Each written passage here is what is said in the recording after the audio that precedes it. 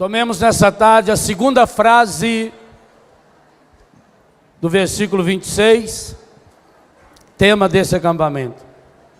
O que nos dizia as duas pregações da manhã? Ficamos na primeira frase.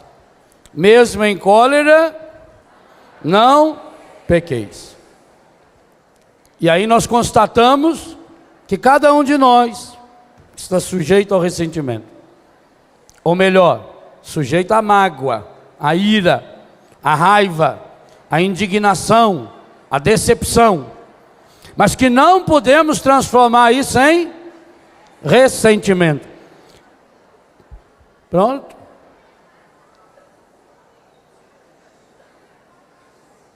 Qual é a segunda frase do tema desse acampamento então? Que o sol não se ponha sobre o vosso ressentimento. Que coisa espetacular São Paulo está nos ensinando agora. E nós começamos já nessa tarde a virada que o tema nos propõe. O tema desse acampamento não é o ressentimento, é a cura para o ressentimento. De manhã fizemos um diagnóstico, olhamos o problema. Agora queremos fazer um julgamento do problema, olhá-lo à luz da graça de Deus. É o que nós começamos a fazer nessa tarde, na missa e especialmente na adoração de hoje à noite. Pegar o problema e colocá-lo na ótica de Deus. E amanhã então, nas duas pregações da manhã, nós procuramos descobrir os elementos práticos para que se realize a nossa cura e para que se prolongue ao longo da nossa vida, a fim de que nossas mágoas não se transformem em ressentimento. E por que não pode transformar-se em ressentimento? Porque quando virou ressentimento, a mágoa é uma porta de entrada para o encardido em nosso coração. E aí é o jeito dele se aninhar em nosso coração. Que coisa espetacular, Paulo está ensinando um segredo. E o segredo é: não se ponha o sol sobre o vosso ressentimento. Eu quero abordar com você agora à tarde dois aspectos dessa ordem de Paulo. Primeiro, aquilo que ele observa quando o sol se põe. Você já deve ter jogado bola, já deve ter feito alguma ginástica, aonde você machuca a perna. Na hora a pessoa não sente muito. Mas quando o sol se põe, quando chega de noite, que você toma aquele banho morninho, e você deita, e o corpo começa a esfriar. Ah, minha Nossa Senhora! Ô dor, não é assim? Enquanto você está correndo, está agitado, o sangue está quente, não sente. Mas a hora que o sol se pôs, ou se não, você imagina aquela primeira vez que você foi na praia. Hein? Minerada que não tem mar.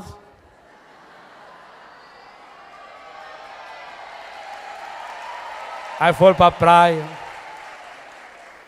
Aí chegou lá, quis ficar bronzeado num dia. Passa protetor. Não, quer passar protetor? Eu estou acostumada a lavar roupa lá, não tem problema não. Já compra aquele biquíni que nunca teve coragem de usar. Lá na praia tem muita gente que não conhece a gente, bota aquilo e deita na areia e vida. Então as mulheres que sortem até aqui atrás assim, para não ficar a marca. Deita de costas, vai lá dar um mergulho e volta. Quer queimar o sobaco, quer queimar tudo. Leva matula, come lá, né? Aquela brisa do mar, a gente é gostoso, né? De vez em quando vai na água. Aí chega de noite. Toma um banho de água doce. Ai, meu Deus. Você vai olhando aquilo, tá? É um misto de roxo para cor de rosa. Ninguém pode relar na gente. Você tá assado. Tem gente que queima a boca, fica com os beijos assim. Que mete a boca naquela areia, na pedra ali, para queimar rápido. Aí você encontra aquele tio que tem uma mãozona. Nossa, você aí! Ai, ai. Não pega, não põe a mão. Porque o sol se pôs.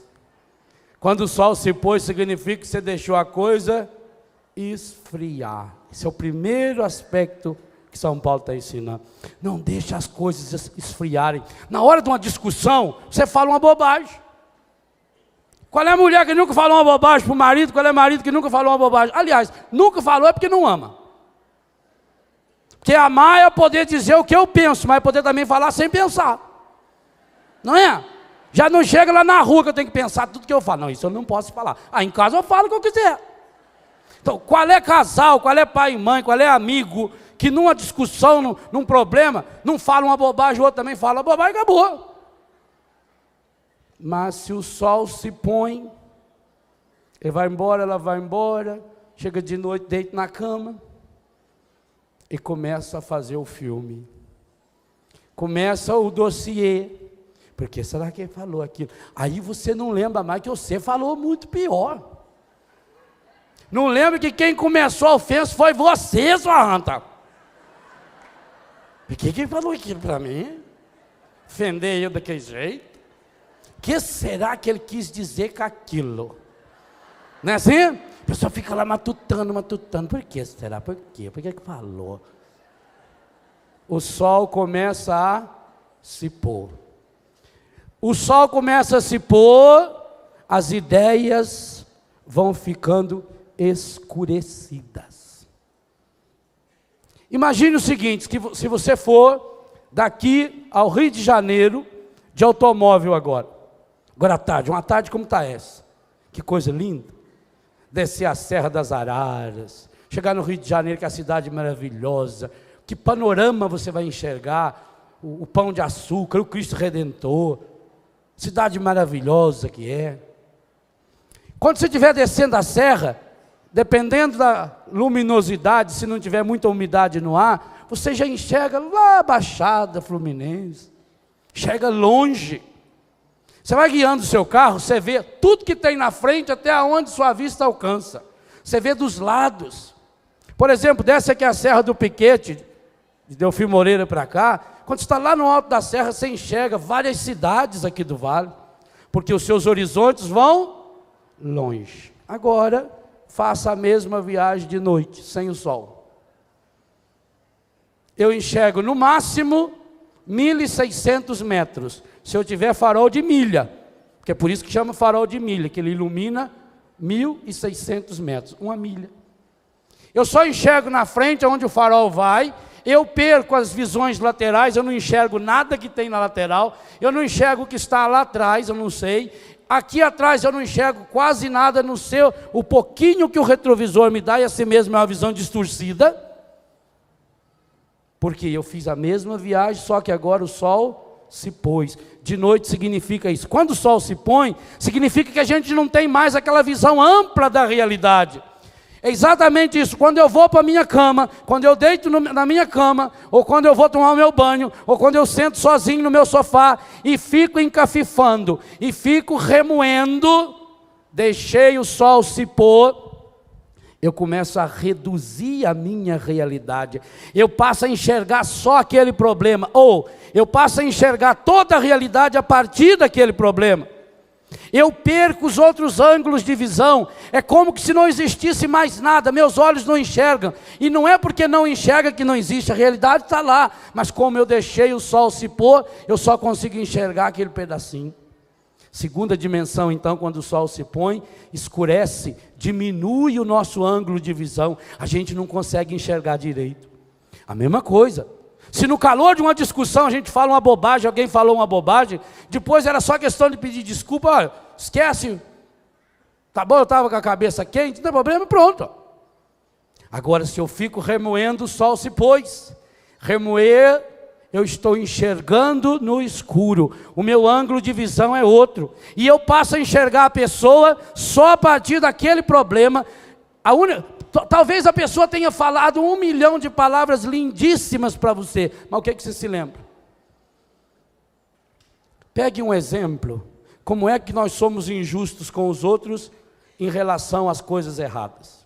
Você é capaz de lembrar nos mínimos detalhes todas as coisas erradas que alguém fez para você. Aí quando chega na hora de fazer uma confissão, eu como padre já atendi alguns casos assim. A pessoa vem e fala: padre, eu preciso muito me confessar, padre. Padre, eu sou muito pecador, eu sou muito pecadora. Padre, faz 5 anos que eu não me confesso. 5 anos. Então, minha filha, conta os seus pecados. Ela lembra de 6, 7, 8 pecados. Em 5 anos. Você é capaz de lembrar todos os pecados que você comete? Eu não. Toda vez que eu me confesso, eu falo: padre, mete a mão na cabeça aí e perdoa aqueles que eu não me lembro. Que é a maior parte. Não é assim? Você se lembra? Pensa na última vez que você confessou. Você lembra aquilo que mais machuca você, mas não que machuca a Deus. O pecado que mais pesa na consciência da gente é aquele que mais traz consequências negativas para nós, mas não que ofenda a Deus. Eu não estou nem aí com Deus. Mas se uma pessoa falou no dia 16 de agosto de 1938, às 5h15 da tarde, embaixo daquele pé de figueira, falou que você era feia, você fica o resto da vida escutando aquilo na orelha. Ah, morre de uma vez. Você já venceu o prazo? Fica encafifado com aquilo e fica e mexe, remói, volta e vai. O sol se pôs, escurece os horizontes. Eu não vejo a realidade que está lá. Eu não enxergo o que está além. E quem não enxerga o que está além não enxerga nada. Porque triste da pessoa cujos horizontes vão até onde sua vista vai. Então, primeira coisa, quando o sol se põe, as dores começam a aparecer. As feridas que a gente se machucou na contusão, ou que a gente foi lá na praia, aí começa a vir à tona.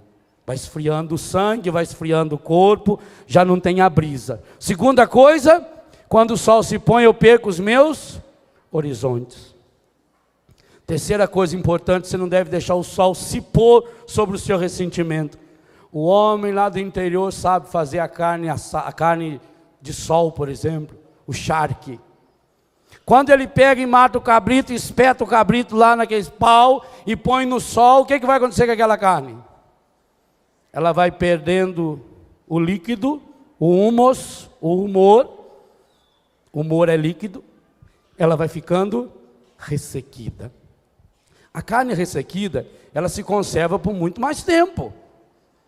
Você pode guardar um pedaço de carne seca por 1 ano, que não estraga. Ela fica dura. Tenta comer um pedacinho para ver. Se tiver dente mole ou for uma ponte muito mal colocada, quebra. É dura. Esse processo também o sol faz conosco.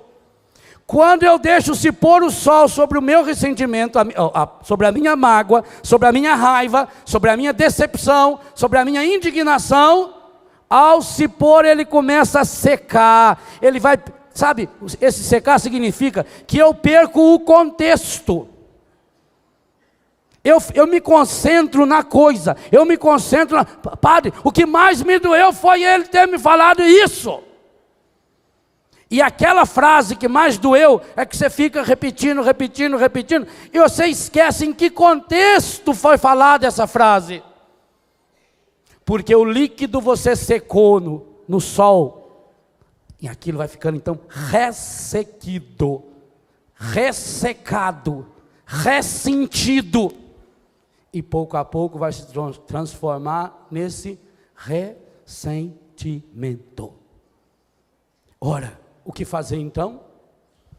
Pegar essa situação, tirar desse sol e levar para um outro sol. Qual? Leia aí na sua Bíblia. Capítulo 1 do Evangelho de São Lucas, versículos 77 78, 79. Não é o ano de fabricação, não. Único capítulo de São Lucas que você consegue falar com a boca fechada. Versículo 77, 78, 79. O que está escrito aí na sua Bíblia?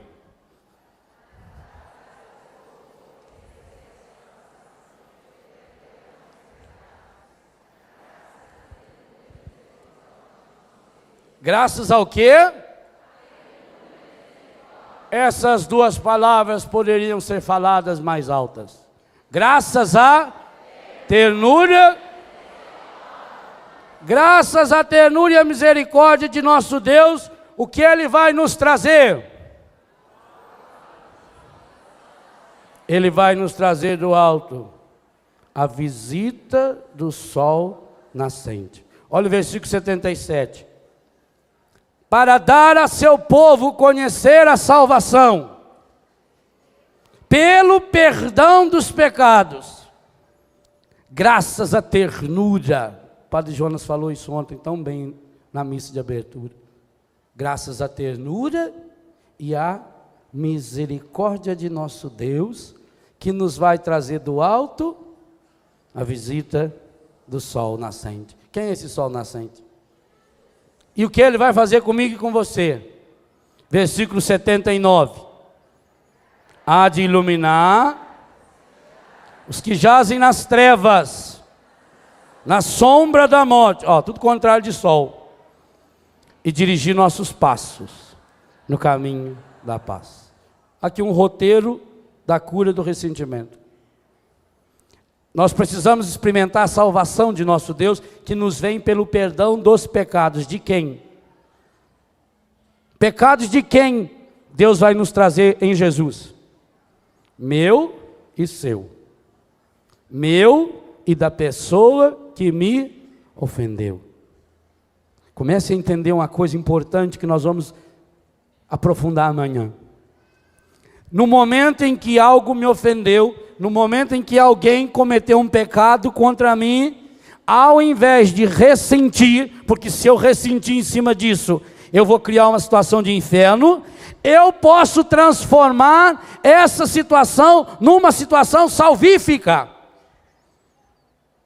Na hora em que eu tomo posse da graça de Deus em minha vida e levo o problema do outro para a ternura e a misericórdia do nosso Deus.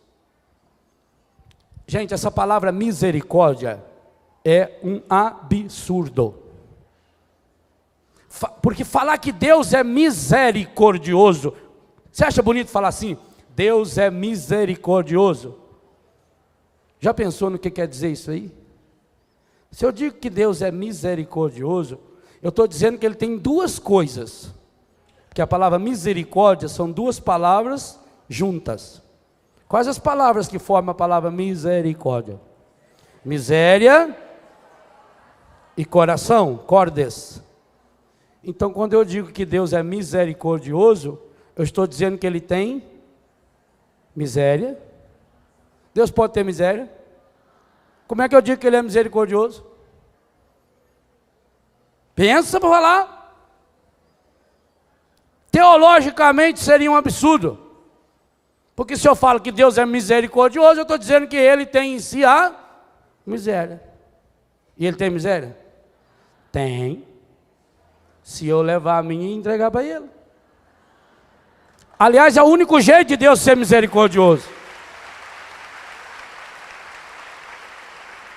Jesus não tomou sobre si as nossas enfermidades? Gente, para que Deus seja misericordioso, você tem que entrar com alguma coisa.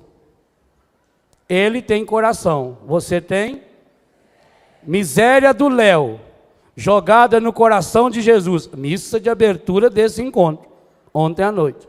Dá o quê? Misericórdia. O Padre Jonas não lia ontem para nós, no capítulo 6 de São Lucas, aquele que for misericordioso vai receber de Deus a misericórdia. Ora, Se Deus é misericordioso, porque Ele tendo coração, eu jogo no seu coração a minha miséria, para que eu possa ser misericordioso, quanto maior a miséria do outro, maior será a chance de você abrir o seu coração. É fácil. Ninguém quer. Eu quero só o coração. Eu quero que Deus seja muito misericordioso comigo, mas eu com os outros? Por que, gente? E por que isso é tão difícil? Porque nós não submetemos a nossa mágoa, a nossa dor, o nosso sofrimento interior, nós não os submetemos, as submetemos ao sol nascente que veio nos visitar. E veio nos visitar não por mérito nosso, veio nos visitar graças à ternura e à misericórdia de nosso Deus. É graças a essa ternura e essa misericórdia que brilha e poderá brilhar para mim, para você e para cada um de nós, o sol nascente. E o que Ele vai fazer comigo e com você? Vai iluminar aqueles que jazem, jazigo, túmulo, morte, na sombra, na escuridão da morte. Enquanto você não deixar o amor de Deus, o sol nascente que é Jesus, iluminar essas áreas feridas do seu coração, essas áreas ressentidas do seu coração, Deus não pode fazer nada. E com um detalhe, Jesus nunca entra em nossa vida de enxerido. Ele disse: eu estou à porta e bato. Se você abrir, eu entro. A quem nós abrimos o nosso coração? Oh, gente, é tão triste isso que eu vou dizer para você, mas você sabe que é verdade. Eu ao menos sei na minha vida que é verdade.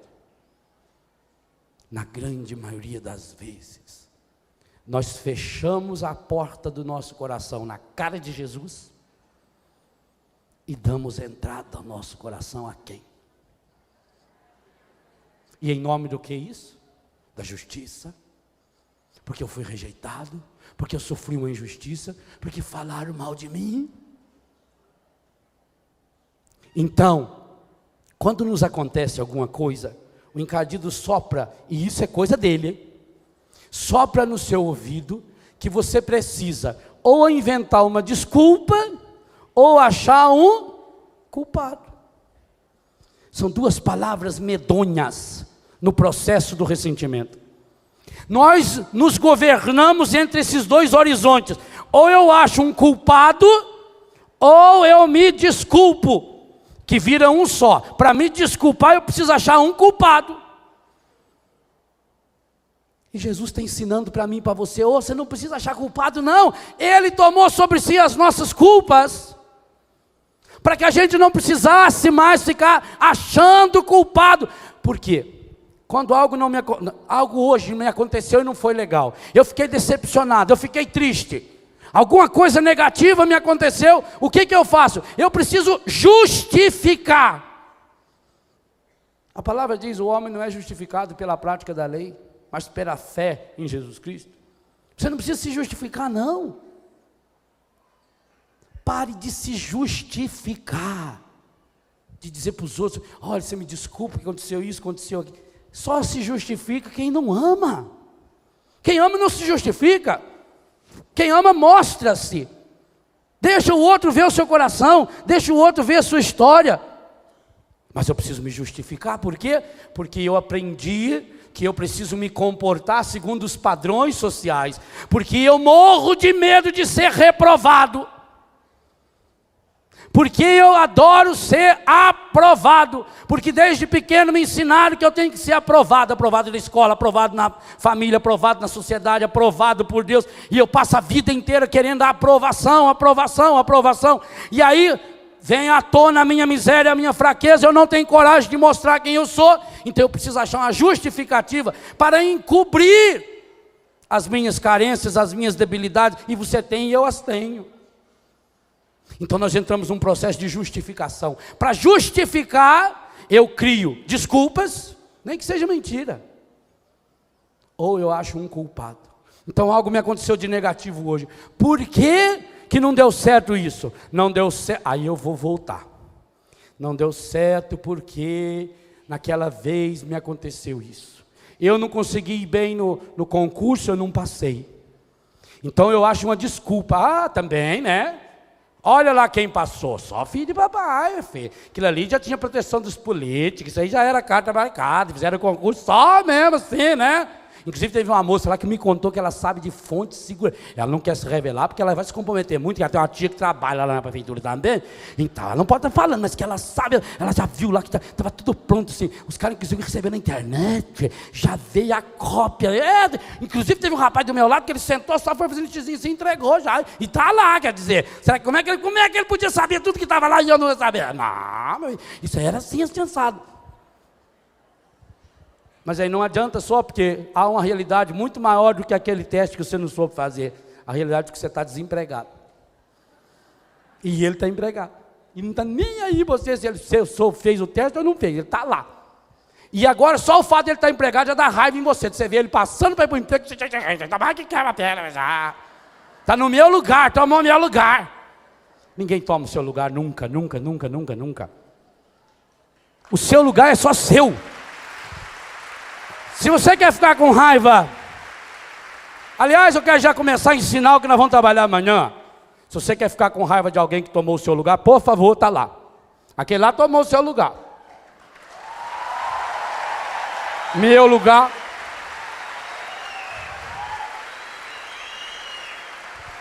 Não sei se você sabe. Aquela cadeira lá é para você sentar lá. Não. Ele tomou o seu lugar. Então, se quiser reclamar para alguém que tomou o seu lugar, vai lá, fala para ele. O senhor tomou o meu lugar. Pode sair daí, que era eu que tinha que estar aí. Não é assim? Então a pessoa precisa justificar. Por quê? Além de não passar no concurso, está desempregado. E aí está desempregado e começa a escutar o quê? A mãe falando, também você não trabalha. O pai falando, como é que o rapazinho lá que formou muito mais depois de você, como é que ele já está trabalhando, você está aí desse jeito? Olha o filho do fulano, olha o filho do ciclano, olha o que eu faço para sustentar você. Está vendo? Não é assim? Aí começa as cobranças, aí eu tenho que me justificar. E não adianta nada justificar, porque há um fato consumado. Eu estou desempregado.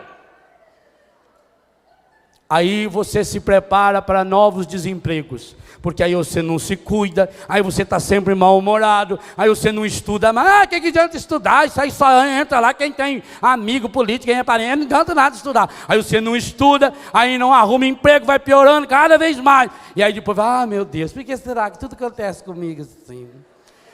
Aí você vai rever a sua história, mas também, né? Desde pequeno, né mesmo? Isso aí começou quando eu tinha uns 8 anos, mais ou menos. Aquela professora lá, ela não gostava de mim. Por que será que ela não gostava de mim? Aí você vai criando o filme da professora. E aí tem que contar para os outros. A gente sofre tanto. Olha, se eu fosse contar a minha vida para o senhor, para dar um livro. Não escreve que eu não quero ler essa porcaria desse livro, não. Ô livrinho ruim, Está justificando. Adianta eu justificar quando eu tinha 8 anos, a professora não gostava de mim? Não adianta nada. O fato é eu estou desempregado, desatualizado. Agora faz 3 anos que eu não sei mais nada da minha profissão. E eu vou ter que entrar numa fila aí, porque para aquela profissão eu não dou mais. Agora vou tentar qualquer outra coisa. Mas você vai lá para aquela fila e fica lá reclamando e contando. Sofri tanto na vida, nossa. Olha o que a gente passa, né? Você viu o Lula aí, não arrumou nada mesmo, né? O que adianta, né? A gente tem uma esperança nele, né? Porque ele veio da classe dos pobres, veio da pobreza, podia ajudar a gente, né? Ajuda nada, esses políticos tudo igual, depois que eles falam assim, nós aqui na fila, né? E vai ficar na fila. Só tem um lugar que você não vai precisar fazer fila para ir. O subterrâneo. Lá é descarga automática, a pedra, põe inferno. Fora isso, você vai enfrentar a fila a vida inteira. Não se ponha o sol sobre o vosso ressentimento. Não escureça a sua história. Ilumine a sua história. Porque, gente, pega uma roupa novinha, compra uma calça, uma camisa novinha, marca boa, excelente, cheirosa. Aí você põe dentro de um saquinho plástico, dobra, fecha bem, coloca no fundo do armário e deixa lá um tempo. Vai vestir depois. Por melhor que seja, pode ser uma calça de R$200, R$300. Vai estar mofada, as traças já comeu, a naftalina perdeu o prazo de validade. Perdeu uma calça boa, porque você deixou intocada lá no fundo do armário e cheio de peso, de dedão, tudo em cima. Você está fazendo isso com você, que é pior que uma calça. Uma calça você compra outra e você é imagem e semelhança de um Deus que fez você por um amor infinito e foi capaz de tomar o seu lugar, para você não precisar nunca estar no lugar dele. Saia dessa escuridão que você está vivendo. O ressentimento que você está alimentando, a mágoa que você está alimentando, está se transformando em ressentimento. E vou dizer uma coisa para você, com muita sinceridade, irmão, mais novo ou mais velho, tanto faz. Você está se tornando uma pessoa insuportável. Você já notou? Padre, ninguém gosta de mim, mas também. Olha bem para você ver. Meu filho, se você deitar e o gato ver você, ele joga terra em cima. Não fica perto do gato, que ele vai jogar terra em você. Já viu o que o gato faz que gosta de terra? Vai lá, faz a necessidade dele, olha para o lado e joga terra. Deixa o gato vir. Se você está vendo que o gato está vindo para o seu lado, corre. Você está se tornando muito insuportável. Aqui, não dá de conversar com você, você só fala de coisa errada, só fala de coisa ruim, só sabe fazer reclamar. Você está preso a um passado. Não é que não existam as coisas. Na minha vida só tem coisa ruim. Não, é que você só está andando de noite, você não está enxergando os horizontes. Descortine os seus horizontes, abre os seus horizontes. O senhor está falando isso, que o senhor não tem problema. Minha filha, talvez eu seja a pessoa que mais tenha problema que você estuda aqui. Tanto que escrevi um livro sobre isso. Um dia talvez você vai descobrir, nossa, por isso o padre falava sobre isso, era ele. Quem me garante? Quem vê cara não vê coração, não. Sabe lá o que eu estou sentindo, o que você está sentindo? Eu não sei, eu olho para vocês, eu não sei o que vocês estão sentindo. Mas talvez tem gente aí que está amargurada, tem gente que está triste, tem gente que está preocupada, tem gente que está com um problema sério, tem gente que está com uma doença, eu não sei. Então não feche os horizontes da sua vida. Não jogue para dentro do seu coração a sujeira que existe aí fora, existe sim. Mas não apague essa chama de Deus, meu irmão.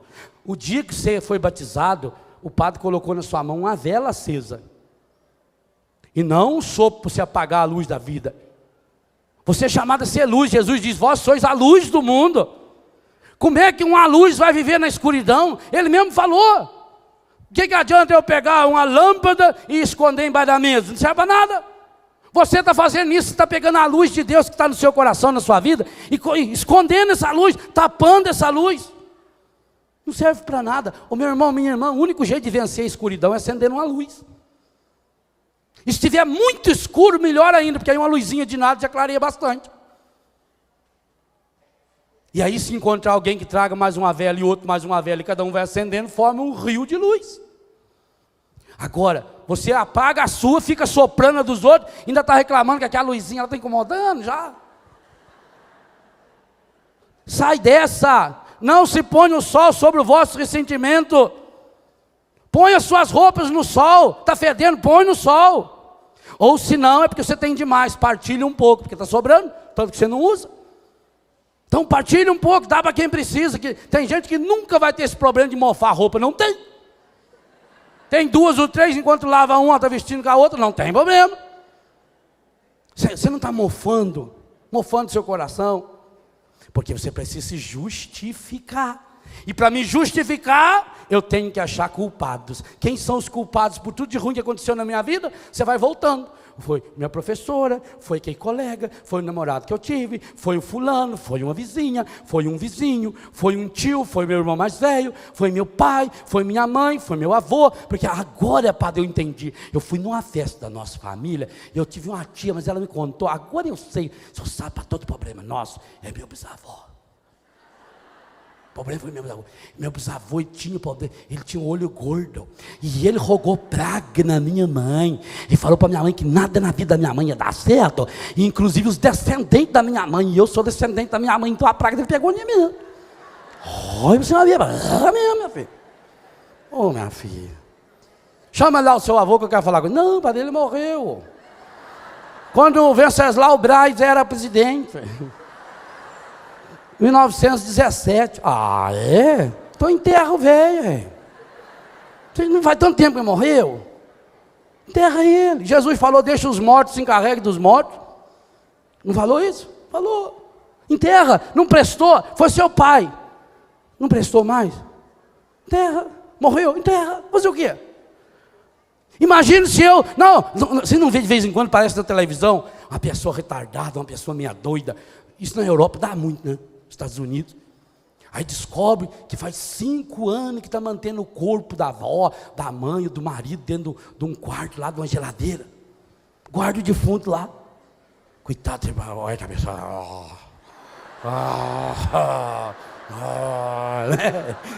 não é meio atrapalhado? Vou dizer uma coisa a você está ficando igual,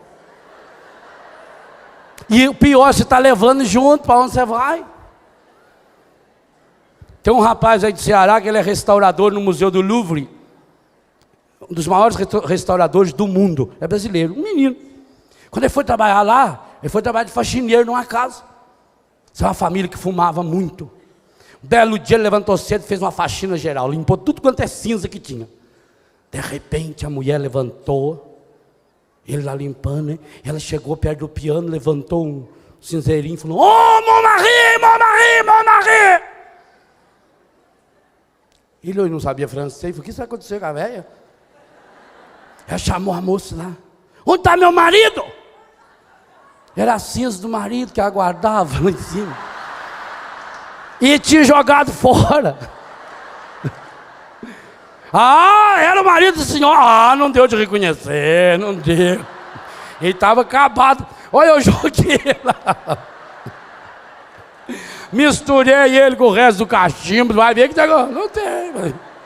Eu não sabia. Foi despedido. Foi bom ele perder o emprego, porque ele acabou arrumando um emprego. Hoje é o maior restaurador de quadros, de telas do Museu do Louvre. Esse menino. É verídico isso. Quantos de nós estão fazendo isso, gente? Estão ensacando os pozinhos. Por isso que Jesus falou, olha, quando você sair da cidade, bate até o pé para não ficar com poeira nenhuma. Joga fora.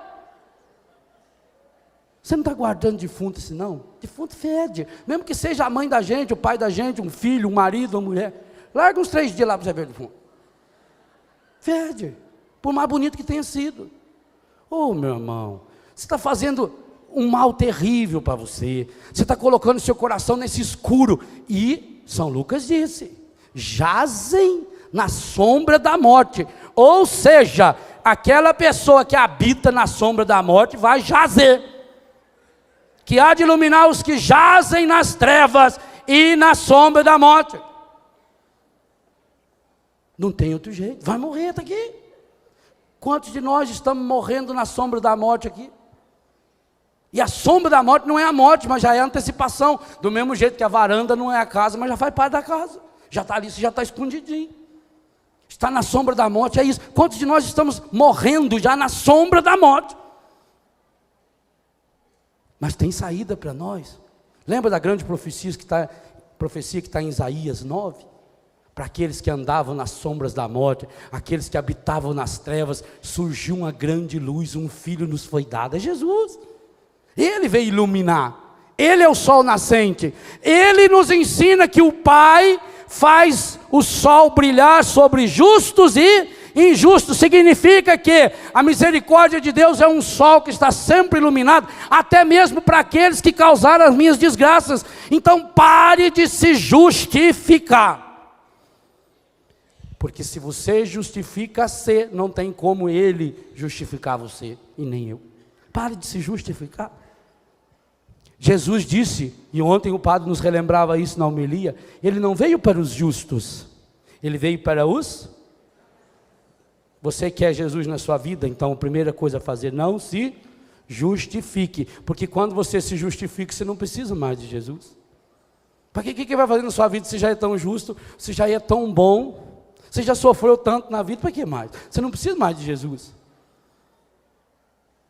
Não se justifique.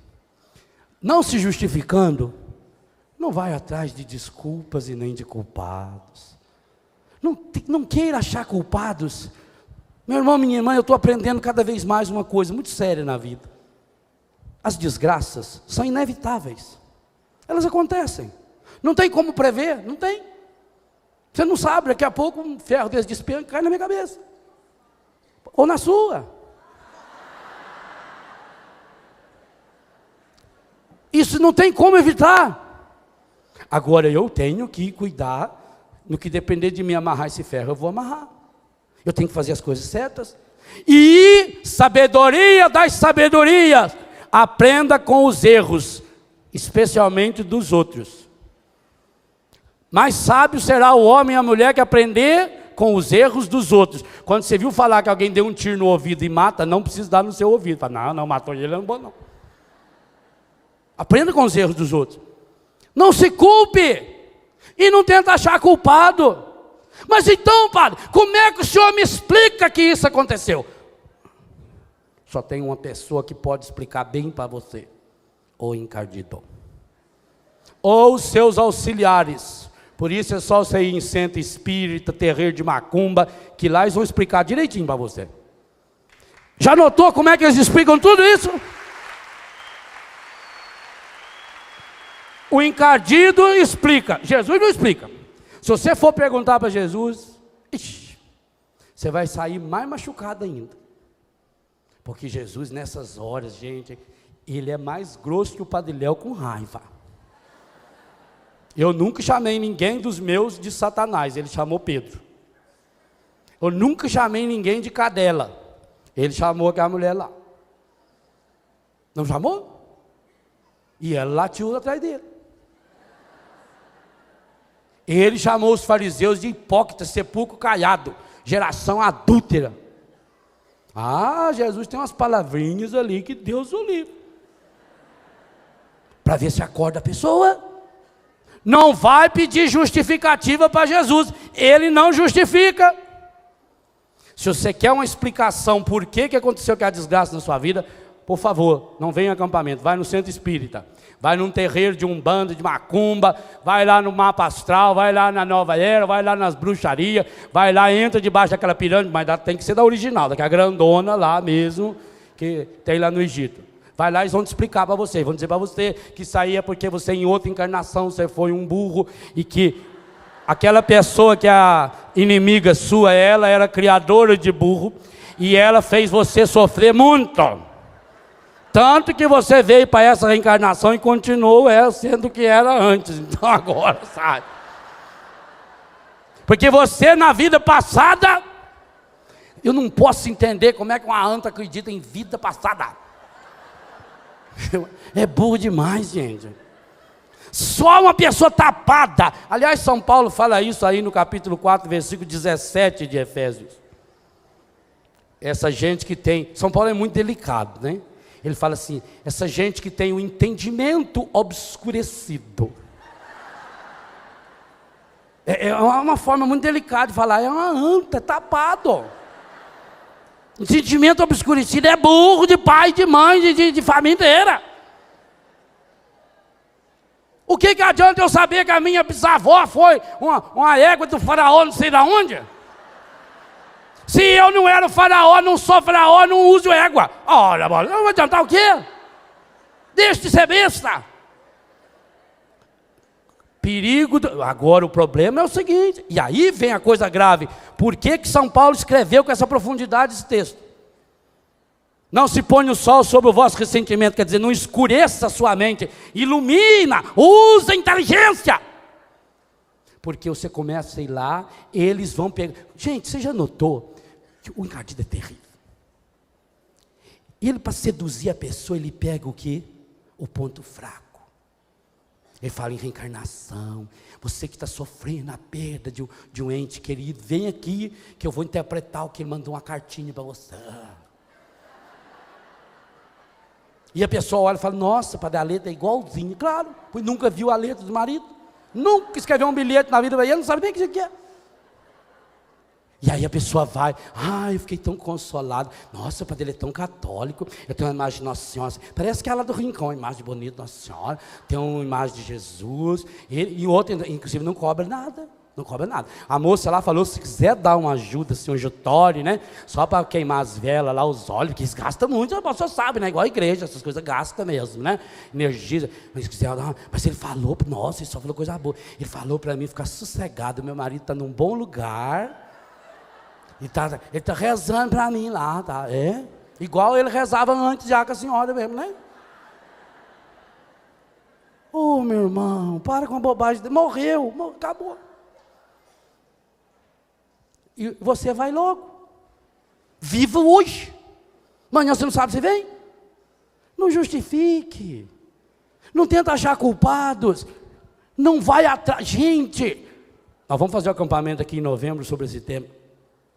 Exatamente porque o padre Jonas teve a inspiração de escrever esse livro, Sim, Sim, Não, Não. E eu já disse, esse tem que ser o livro mais lido do padre Jonas. Você que já tem, compre mais 10. E vai distribuindo para as pessoas. Eu estou falando muito sério isso aqui. Muito sério. E disse isso para ele no dia que ele lançou o livro. Porque, gente, o demônio está usando vocês vão ver no acampamento de cura e libertação. Ele está usando dessas áreas frágeis da pessoa. Ele usa da dívida, pessoa desesperada. Ele usa do desemprego, um pai de família desempregado, uma mãe desempregada. Ele usa da doença. E a pessoa nessa hora está frágil. E se ela fica tentando justificar, se ela fica tentando achar desculpas um culpado, se ela fica tentando entender, não tem como entender. Jesus não falou, pai, por favor me explica, o senhor podia, por favor, pai, nós somos tão íntimos, pai querido, pai amado. Ô pai, o senhor podia ao menos me explicar por que eu estou pregado nessa cruz? Ele não pediu justificativo. Ele chorou para o pai, desabafou e disse, se possível, afasta de mim esse cálice. Nem Jesus pediu e nem Jesus tentou explicar. E quando os discípulos tentaram explicar lá para ele por que o sujeito estava doente, ele falou, não é nem pecado de um nem de outro, é para que se manifeste a glória de Deus. E eu digo isso para você também, seja o tamanho da mágoa que está paralisando você, mais do que aquele paralítico que estava 38 anos lá paralítico. Essa mágoa que está paralisando você, é para que se manifeste na sua vida a glória de Deus, e poderá ser o grande canal da glória de Deus. Não só a mágoa.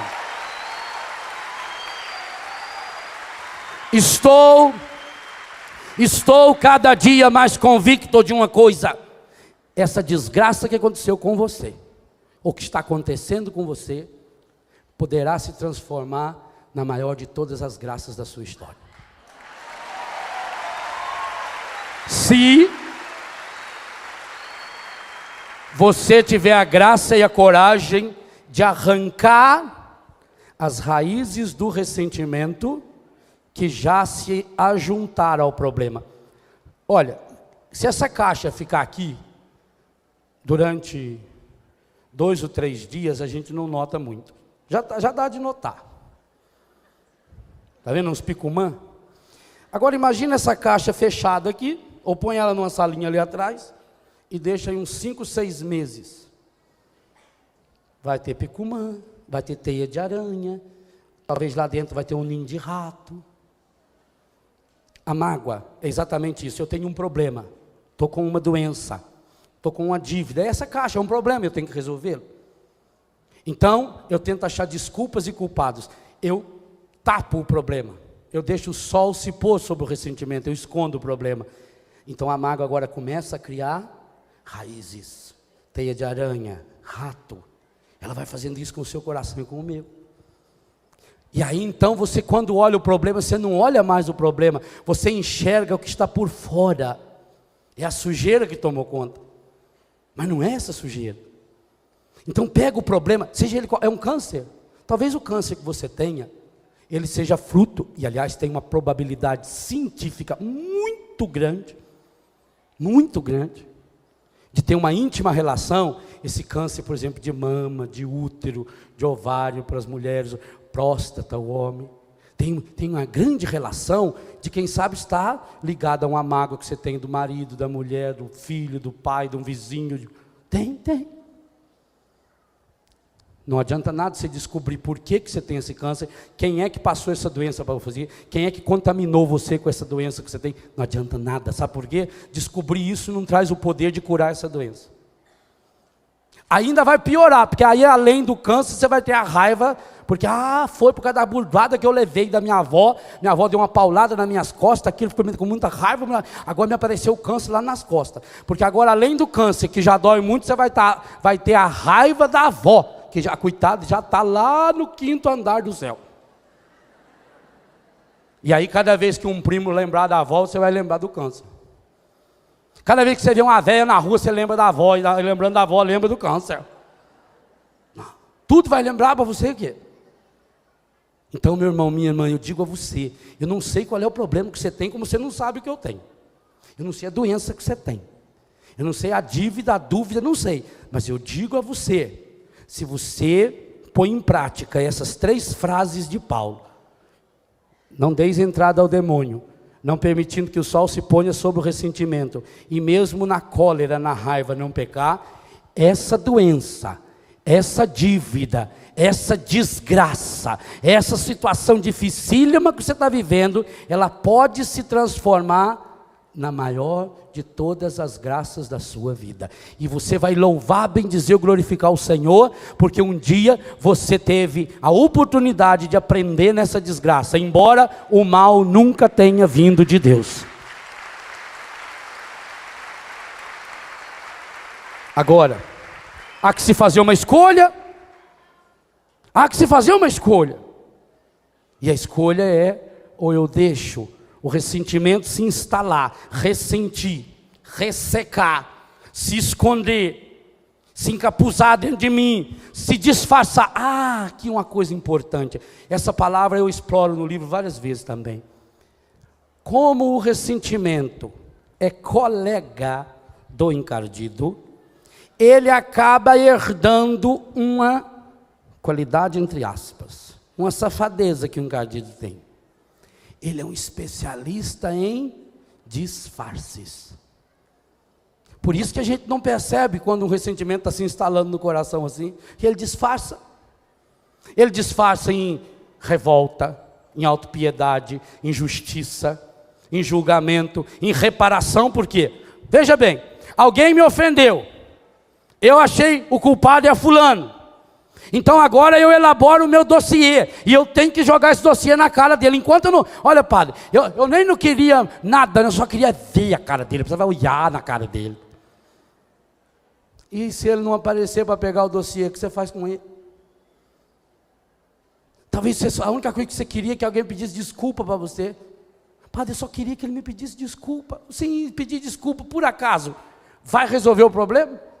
Se ele pedir desculpa e você aceitar, é porque ele não teve culpa. Se ele não teve culpa, a culpa é unicamente sua. Não adianta. Desculpa resolve. Achar o culpado resolve. Vai ressuscitar a pessoa. Pense naquelas pessoas que passaram por situações terríveis na vida, de ter a morte de um ente querido, um assassinato. Pensa na mãe de Santa Maria, de Santa Maria Gorete. Pensa nela. Pensa nela ter que ir lá dizer para o bandido, eu perdoo você. Adiantava ela culpá-lo? Não ia trazer a menina de volta. Achar culpados não resolve o problema, piora. Sabe por quê? Porque quando eu faço o levantamento, o dossiê, para jogar a culpa em alguém, o dossiê vira-se uma cadeia, aonde eu prendo a pessoa. Eu preguei o bandido, padre, eu consegui pegar. E prendeu ele aonde? Aqui dentro. O seu coração passa a ser uma cadeia, aonde você prende esse bandido. O único lugar que ele está preso é aqui dentro. Lá fora ele está livre. A mágoa é o processo pelo qual o demônio faz com que uma dificuldade se transforme em ressentimento. O ressentimento é o processo pelo qual o encardido mora de aluguel no nosso coração. E pagando uma ninharia. Sabia disso? O encardido não pode morar no seu coração. Não pode. O seu coração tem uma marca que está na carta de Paulo aos Efésios. Está selado para o dia da sua vitória, para a herança. O demônio não pode morar lá. Ele não pode ser dono do seu coração. Ele não morreu na cruz para pagar seu coração e nem o meu. Como ele não pode ser dono do meu coração e nem com o seu, ele se contenta em morar pagando aluguel de inquilino ou até de graça. E como é que ele faz para morar confortavelmente no seu coração? No meu coração?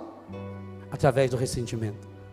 Quando o sol se pôs sobre o nosso ressentimento, nós nos fechamos no problema, nós guardamos o problema aqui dentro, nós o realimentamos pela lamúria, pelo murmúrio, pela lamentação, pela reclamação, e isso vai mexendo na nossa corrente sanguínea. O cérebro avisa, o coração vai batendo aceleradamente, o fígado vai eliminando o colesterol, os rins não funcionam direito, o intestino se descontrola ou prende, a perna fica bamba, eu fico com mais raiva ainda, e eu vou ali. Olha o processo que nós estamos criando, um processo de realimentar o inferno dentro de mim, e aí vem o murmúrio, e aí vem a lamentação, e eu estou achando culpados, e eu estou na máscara, e qualquer coisinha então me ofende, porque eu estou todinho contaminado. Por que qualquer coisinha me ofende, qualquer coisinha me machuca? Porque eu estou todinho ferido, o encardido já está se alastrando dentro do meu coração, porque Jesus pode entrar dentro do meu coração, no seu corpo, sangue, alma e divindade, que é a Eucaristia, que nós vamos receber daqui a pouco. Agora o encardido não tem como. O único jeito dele se alastrar dentro de mim é pela porta do ressentimento. Ele entra dentro do meu coração, com ressentimento ele fecha a porta, ele mexe lá no controle, no segredo, e eu fico lá dentro trancado. Eu não sei se você já foi, e se não foi, peça a Deus a graça de ir um dia em Jerusalém, na terra de Jesus. E uma das experiências que vai chamar muito sua atenção, de toda pessoa que vai a primeira vez chama muito, porque depois a gente acostuma um pouquinho, é quando a gente vai ter que entrar no túmulo de Jesus. Depois que você sobe a Via Sacra toda, todas as vezes que eu fui, graças a Deus, eu sempre fiz questão de fazer a Via Sacra pelas ruas, e aliás eles respeitam muito, tanto os judeus, os árabes, a gente ia passando e rezando. Depois subir, fazia questão sempre de carregar a cruz um pouquinho. Fazíamos a Via Sacra todinha. Entrávamos em cada lugar, mesmo se é atrás de uma igrejinha, um lugar pequeno, onde está a estação, a gente vai. E depois de subir, aquela caminhada longa, você chega na igreja, onde está o Santo Sepulcro, a igreja do Calvário. Você entra, do lado está o Calvário onde foi crucificado. É lindo, lindo. Lugar que Jesus morreu. Logo aqui assim tem uma pedra, como esse avancê aqui, onde o corpo de Jesus foi colocado. Ali a gente se ajoelha, põe a mão e reza. E depois, normalmente você tem que entrar numa fila para entrar no túmulo de Jesus. Porque para entrar no túmulo de Jesus é uma porta talvez mais baixa do que essa estante. E talvez nessa largura. O túmulo de Jesus, para a gente entrar, a gente tem que fazer assim, e lá dentro já é maior. E aquilo sempre mexe muito no meu coração, porque eu entendi, e agora escrevendo esse livro entendi melhor ainda. Sabe por que a gente tem que se abaixar para entrar no túmulo de Jesus? Porque o perdão é uma porta pela qual só passa quem tem a coragem de se curvar.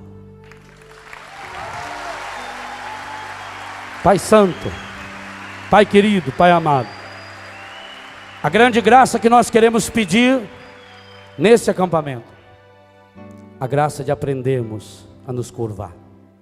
Não curvar-nos sob o peso do pecado, da doença, do egoísmo. Nós precisamos da graça de curvar-nos para entrarmos no túmulo de Jesus. Porque na morte de Jesus, quando o véu do santuário rasgou-se, quando o sol desapareceu e houve trevas em toda a terra. O sol desapareceu na hora da morte de Jesus, para que nunca mais desaparecesse sobre o nosso ressentimento, que também acabaria levando-nos à morte definitiva. A graça que nós precisamos, Pai, muito. E penso que esse também é um sinal profético, que nesse acampamento nós estamos abençoando a pedra fundamental do novo rincão. Porque é preciso estender, aumentar cada vez mais as tendas, porque esse Deus que faz uma tenda para o sol, nós precisamos estendê-la para que cabem muitas pessoas, longe do sol, não só do sol que queima, mas do sol que faz com que as situações de mágoa, de raiva, de ódio, acabem se tornando ressequidas. É profético, Pai, que nessa tarde estaremos abençoando a pedra fundamental do novo rincão, porque a Canção Nova precisa se tornar cada vez mais um lugar de cura, o santuário da restauração. E essa palavra eu penso no contexto da cura do ressentimento, para que sejamos homens e mulheres restaurados. Nós precisamos permitir que a pedra fundamental da nossa vida seja abençoada, e nunca deixar nenhuma pedra fundamentando a nossa vida que não seja abençoada. As pedras amaldiçoadas da mágoa, do ódio, das culpas e das desculpas, das justificativas. É profético, Pai, que hoje nós estejamos ampliando, começando a construir esse sonho sonhado, e porque partilhado é realidade. Do mesmo jeito que nós queremos, Pai, que eventos como esse cheguem ao coração da humanidade inteira, fechada nas trevas do egoísmo, do ódio, da mentira, deixando-se levar pelas falsas doutrinas, as falsas religiões, que ensinam as soluções mágicas, pecaminosas, justificativas, mas que acaba afundando. Nós queremos esse rincão grande, para aprendermos, Pai, a passar pela porta estreita do túmulo de Jesus, a porta estreita do ressentimento. Pai, nós precisamos esticar nosso coração, para que caiba muitas e muitas pessoas, feito o coração de seu Filho. Mas para isso, Pai, nós pedimos, olhe agora para cada um de nós, põe a mão no seu coração e peça, nessa tarde, Pai, sonda-me com a sua compaixão. Olha hoje o meu coração, Pai, sonda-me com a tua misericórdia, ternura e compaixão, porque eu quero começar hoje, Senhor, essa vida nova, restaurada, curada. O Senhor sabe, Pai Santo, Pai querido, Pai amado, quantas e quais são as desgraças, as dores, as doenças, os problemas pelos quais eu estou passando. E muitos deles, Pai, por minha própria culpa. Até hoje eu tentei dar desculpas, ou me culpar, ou culpar os outros, porque eu fiquei reclamando das pessoas que tomaram o meu lugar. Mas hoje eu entendi, Pai, até hoje só teve um que tomou meu lugar, e esse que tomou meu lugar me revela que o Senhor me ama, que o Senhor olha para mim com um coração amoroso, misericordioso.